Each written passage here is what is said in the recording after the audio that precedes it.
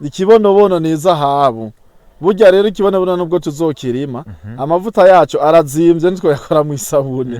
Rero urya mugambi twaciye tubandanya ni inyungu kuri twese uba wese arashize mu mitahe aba ari inyungu. Yego. Aho kandi nko mu gihe tudafise amahera y'agaciro dushobora kwikora kuri iki kibonobono nyene.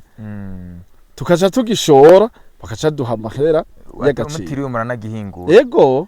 Tutiriwe tunanagihingura tukeneye amahera y'agaciro tuzoca tugishora.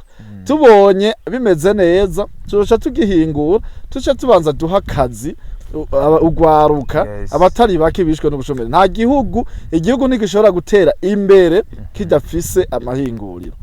Naho amashure twoyubaka ku mutumba ata amahinguriro ahari ni kuvuga abantu baziga baheze bace baba abashomeri. Ubu nkiriko ndabivuga nitwa kumenga ndiko ndasara ariko igihe kiriko kiraza babibone ugwaruka ni mukreya akazi ni muronde ivyo mukora ni muhave muyaza ko leta izoba kwiza akazi mwese muri benshi.